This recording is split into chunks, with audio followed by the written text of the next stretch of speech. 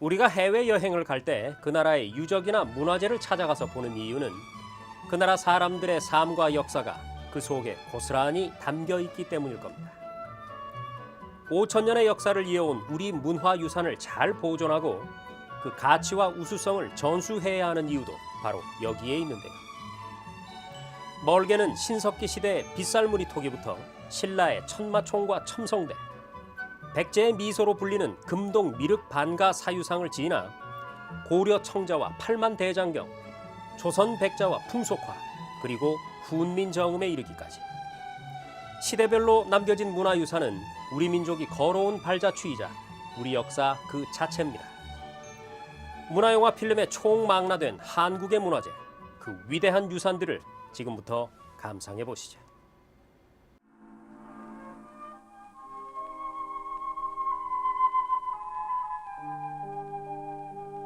한국은 중국 대륙과 일본 열도 사이에 자리한 반도의 나라이다. 지리적으로는 산이 많고 기후는 전형적인 온대성 기후로서 사계절이 뚜렷하여 아름다운 강산을 이루고 있다. 오랜 역사를 이어온 한국 민족은 간단없는 외세 침략을 받았지만 굳건히 나라를 지켜온 단일 민족으로서 고유한 전통 문화를 이어왔다.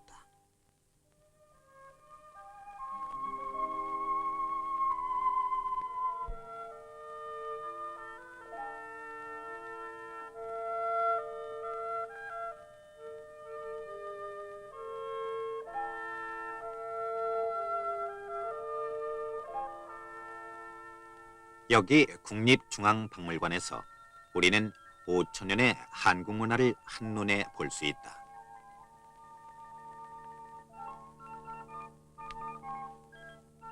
신석기 시대의 것으로 추정되는 한국 최고의 질문 토끼. 한반도에서의 인류 소식은 사빙기초 구석기 시대로 추정되며 기원전 3천년경에 새로운 신석기인들이 정착했으리라고 믿는다.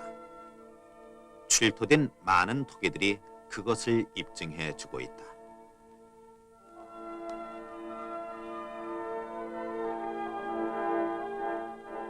청동기 시대로 접어들면서부터 생활 도구에서 각종 의기에 이르기까지 많은 유물들이 출토됐다. 마제 석검과 동검,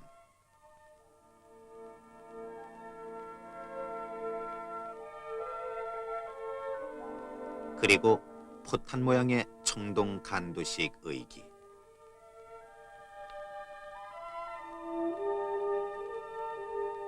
팔주령 의기,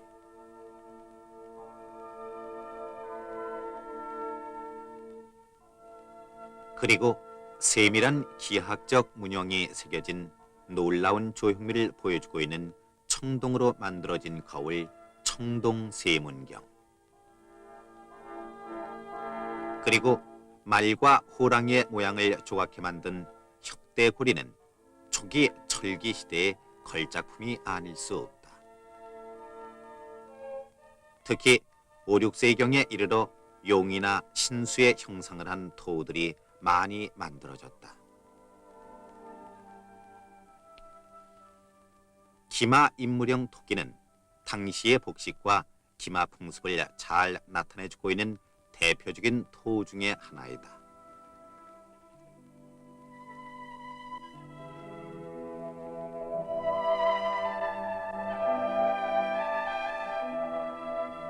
뼈를 담았던 항아리로 수염무늬와 국화무늬가 빈틈없이 조각된 토끼다.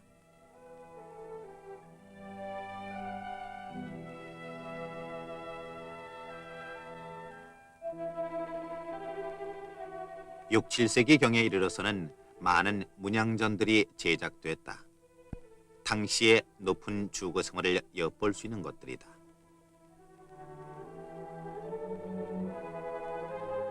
도깨비 형상을 한 귀면문전, 그리고 수려한 산경을 묘사한 산경문전 등은 모두 범형으로 찍어낸 것으로서 그 구성이 뛰어나다.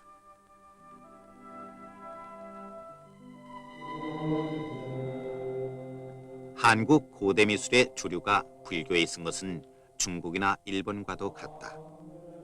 이 사찰은 서기 751년 신라의 고도 경주에 창건된 국내 최대의 사찰 불국사다. 석굴암도 불국사와 같은 연대 창건된 석불이다. 연꽃 받침의 팔각 대자 위에 정안하고 있는 석불은 자비와 근엄을 겸비한 한국 석조각의 최대 걸작이다.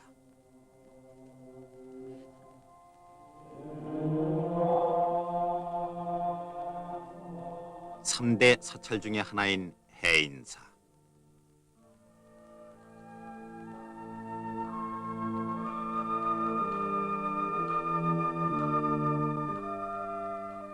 외세의 침략을 막기 위해 대장경을 만들어 국태민안을 빌었던 유명한 사찰이다. 조각된 경판만도 8만 장이나 된다.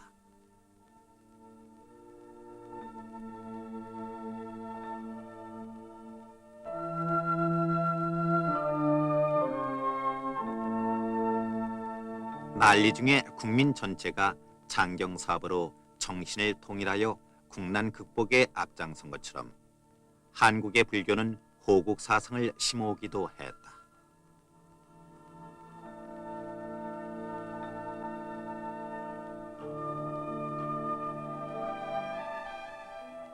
불교가 국교의 대우를 받으리만치 전송되오자 불상 조각술도 독특한 기법으로 발전해왔다. 한국의 본격적인 조각은 사실상 불상 조각에서부터 시작됐다고 해도 좋을 것이다. 통일 신라 시대에 만들어진 이 금동 불상은 현재 불국사에 봉안된 것으로 손꼽을 만한 불상 중의 하나이다.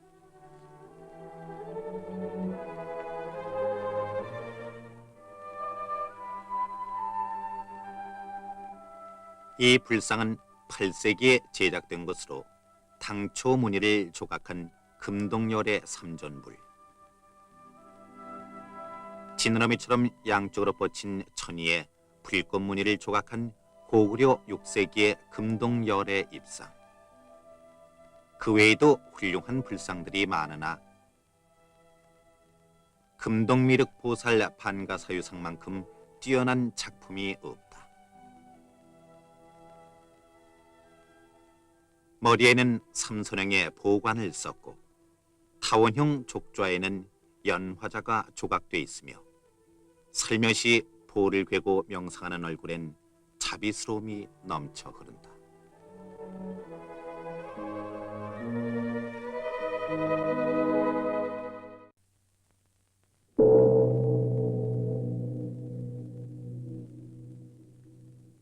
불교 공예에서 빼놓을 수 없는 것이 범종이다. 신라 7세기에 만들어진 성덕대왕 신종. 종신의 복부 좌우엔 불전에 공양하는 비천상이 조각돼 있고 그 중앙에 경문이 새겨져 있다.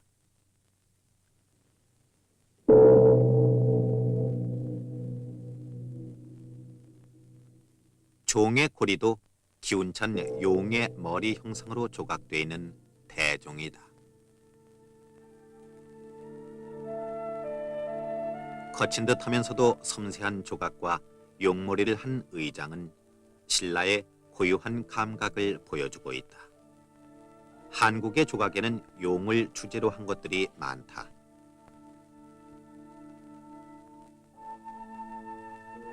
이 용머리가 보여주는 영검스러운 두 눈과 불꽃처럼 나부끼는 등갈기, 털은 신라 조각의 뛰어난 솜씨를 보여주고 있다.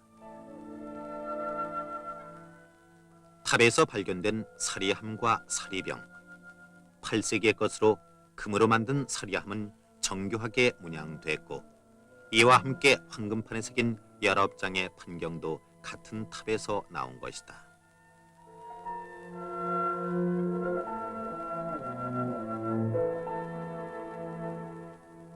탑은 불상과 함께 존귀한 신앙의 표적으로 존재해왔다. 이 탑은 부여 정림사지 5층 석탑으로 단아한 한국탑의 특색을 지니고 있다. 경주 분황사 석탑. 넓은 기단 1층에 인왕 입상이 조각되어 있는 이 탑은 서기 634년에 창건된 신라에서 가장 오래된 석탑이다. 경주 첨성대. 6세기 초에 창건된 높이 9.17m의 화강석 석조물. 삼국시대에 속하는 석조 건물은 몇 가지 있으나 탑 모양을 한 고고한 천문대라는 점에서 귀중할 뿐 아니라 동양 최고의 것이기도 하다.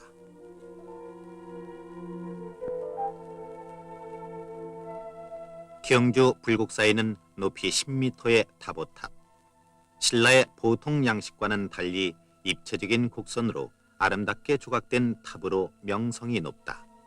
또한 같은 경내에 있는 석가탑은 소박하고 아담해서 다보탑과는 대조를 이룬다. 화엄사 내사자 석탑.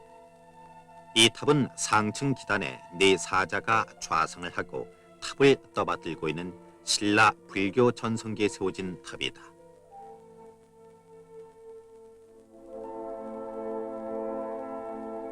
탑에 나타난 뛰어난 조각술과 구성미는 신비경을 이룬다. 움직이는 듯 침착에 용트림하고 있는 이 운용의 조각은 당시의 조각술을 한눈에 보는 듯한 걸작이다. 이러한 조각술은 무열왕릉의 비속에서도 볼 수 있다. 이 탑은 경복궁에 재건한 경청사 10층 석탑이다. 기와골과 난간 등이 섬세하게 조각되어 있고 특히 기단과 탑의 몸체는 용과 보살 등을 빈틈없이 조각한 독특한 작품이다.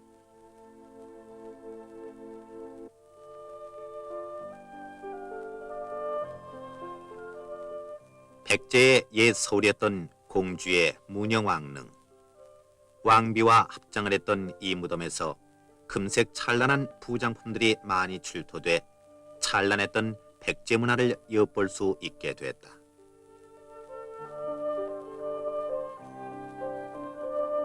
왕릉의 내부는 문양전으로 축조한 아취형 현실과 그 앞에 배수로가 설치된 것으로 봐 건축 수준도 상당히 발달됐음을 알 수 있다.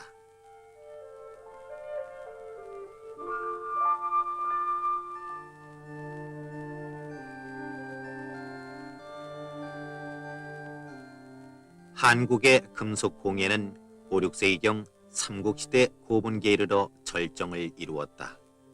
그 대부분의 고분군이 신라의 고도 경주에 보존돼 있다.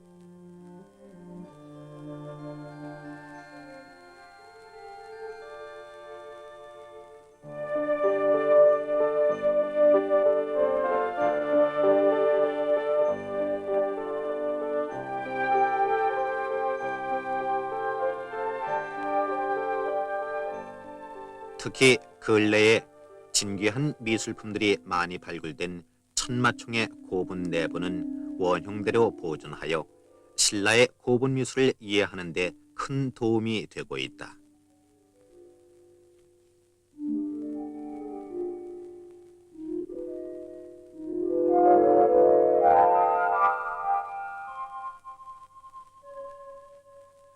오, 6세기의 것으로 추정되는 이 호화로운 금관도 천마총에서 출토된 유물이다.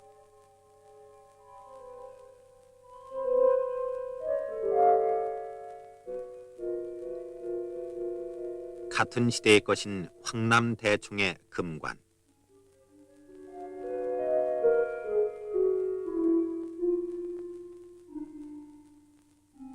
황금으로 만들어진 새날개 모양의 조익형 관식.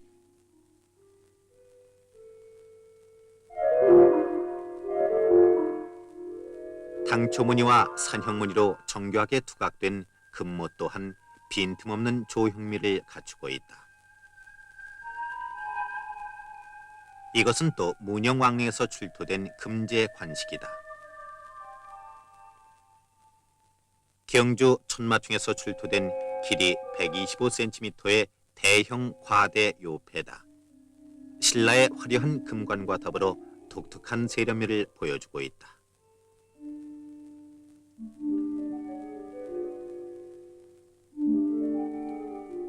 특히 신라 시대에는 금제 귀걸이 등 화려한 장신구들이 많이 성행했다.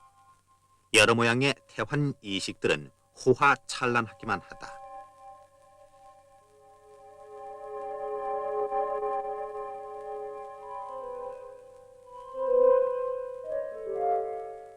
이 세환식 귀걸이는 백제 문영왕릉에서 출토된 것들이다. 두 쌍의 귀걸이는 다 같이 나뭇잎 모양의 수식을 달아 독특함을 보여주고 있다.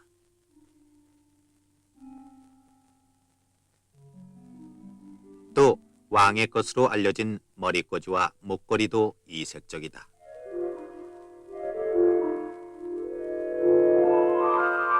문영왕릉에서는 그 밖에 섬세한 조각으로 금모를 씌운 여러 개의 장식용 고곡이 발굴됐다.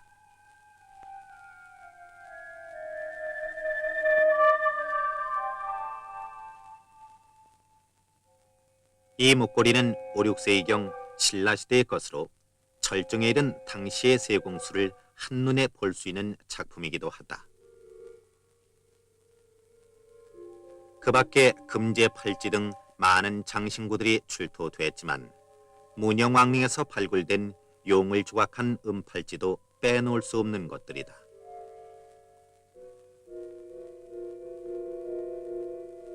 이 은잔 역시 5, 6세기경의 것으로 타출문 기법으로 절묘하게 문양을 냈다. 출토품의 하나로 청동 그릇의 일종이다. 용머리와 당초무늬를 조각한 주조술이 매우 원숙했음을 보여준 청동기이다.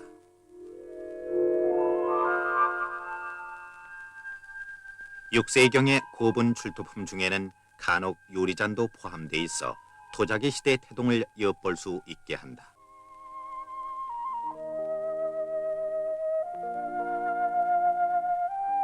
삼국 토기 중에서도 신라의 토기는 가장 우수했으며 자기로 발전하는 기반이 확립됐다. 그 뛰어난 재질은 11세기 후반부터 완숙하게 무르익어 고려 청자란 도자기의 금자탑을 이룩하기에 이르렀다.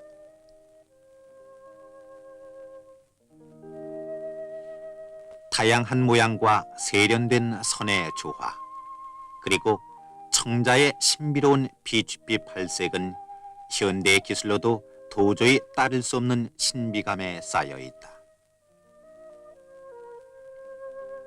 순청자 중에서도 드물게 보는 청아한 투명도를 보이고 있는 이 병은 연당 초무늬를 가득히 채운 12세기 초의 작품이다. 죽순을 본뜬 정갈한 기품의 청자 주전자. 세 마리의 토끼가 연꽃을 바치고 있는 청자 칠보 향로, 그리고 거북형 주전자 등이 고려 청자에서만 볼 수 있는 독특한 조각품들이다. 청자기의 종류와 기법도 다양하게 발전해서 당초무늬를 조각한 기와를 구워내기도 했다. 그리고 청자 조각품인 필통을 비롯해서 원숭이형의 모자 원형 연적은 그 표현이 완숙하게 세련돼 물오리 연적과 함께 쌍벽을 이루는 소품들이다.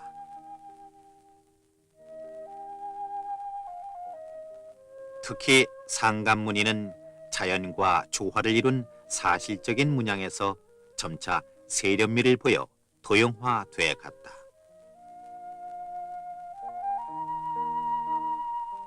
구름 사이로 무수한 학들이 나르는 무늬를 상감한 이 운항문 매병은 상감 기법의 절정기에 만들어진 뛰어난 상감 청자이다.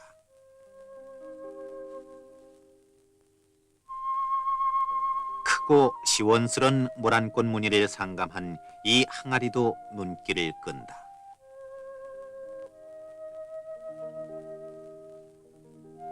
전형적인 고려의 병 모양의 국화와 운항문을 상감한 주전자.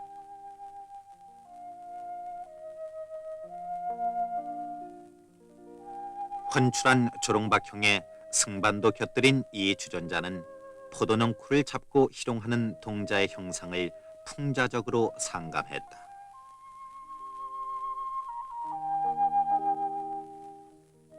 청자의 대토 위에 철사 유약을 발라서 독특한 진감색으로 마무리한 꽃병. 연당초 문양을 도드라지게 마무리한 것이 특색이다. 열리무늬의 특색 있는 자기도 만들어졌다.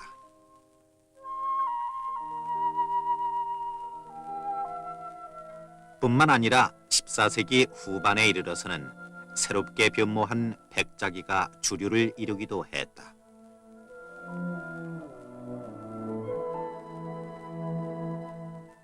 청자 상감 시대의 여맥을 이어온 노련한 상감술은 백자에도 아낌없이 발휘돼 세련된 각종 문양이 아로 새겨졌다.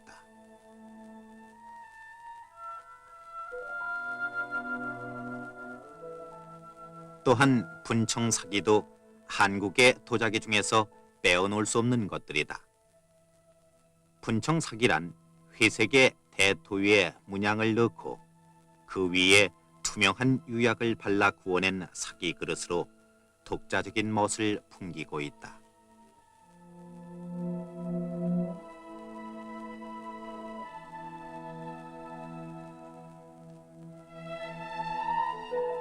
흰 백토의 바탕 위에 잉어 한 마리를 주저없는 필치로 장식한 항아리. 이제까지 알려진 것 중에서 가장 화려한 의장을 한 분청사기이다.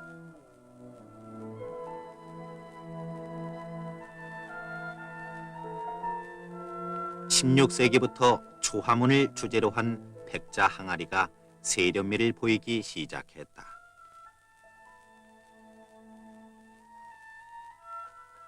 그 대표적인 작품이 백자의 포도 문양을 장식한 이 항아리다.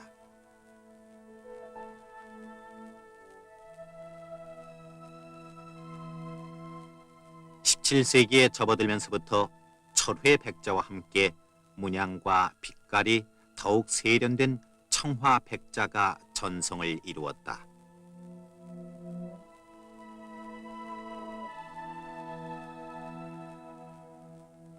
문양은 다시 단순해지고 간결해져 독특한 멋을 창조해갔다. 우리의 도자기는 이처럼 오랜 역사에 뿌리를 내리고 격조 높은 전통을 이어왔다.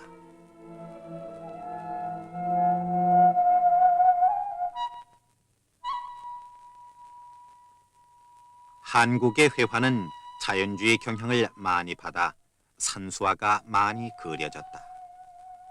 이 그림도 사계절에 걸친 대자연의 변화무쌍한 풍경을 세필로 묘사한 길이 8m가 넘는 강산 무진도이다.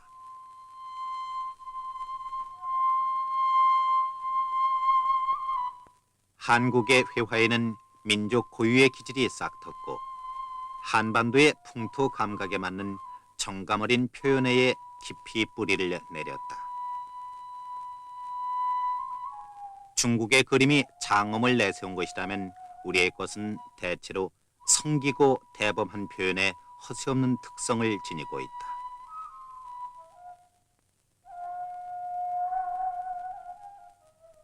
(17세기의) 그림인 인왕제색도 비구름이 개어가는 인왕산을 대범하면서도 정감 있게 그린 산수화이다.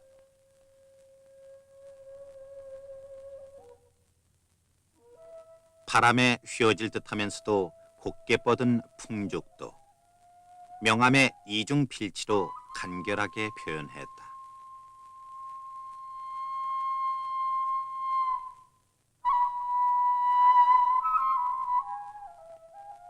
(17세기의) 이조 화가들은 수려한 산수도와 함께 짐승들을 즐겨 그렸다.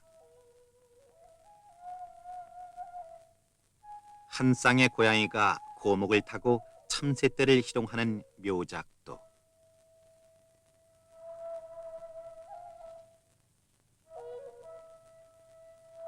새끼에게 젖을 물리고 있는 정감 어린 모견도,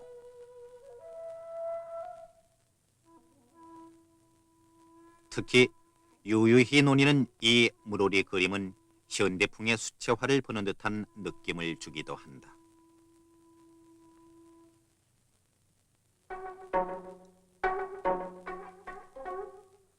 또한 양반 풍류객들이 기녀와 어울리는 옛 상류 사회를 풍자한 그림이 그려지기도 했다.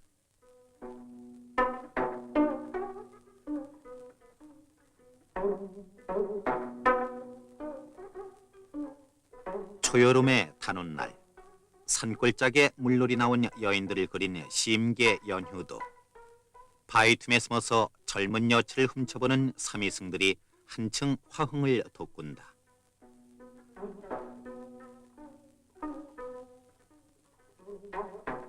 뱃놀이를 즐기는 흥겨운 선유도.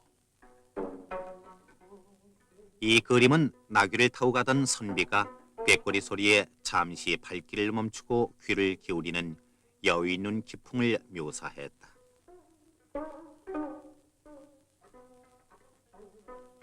초상화는 대개 고관 대사나 덕망이 높은 학자가 대상이 됐다.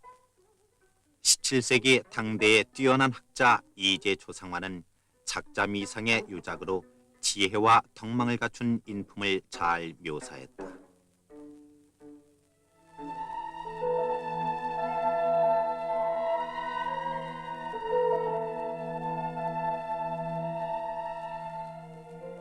한국은 문화의 전통을 이어온 나라이다. 지금도 성숙의 지혜는 어제와 오늘을 이어주며 또 내일을 창조해간다. 5,000년을 이어온 한국의 민족문화는 세계의 빛이 될 것이다.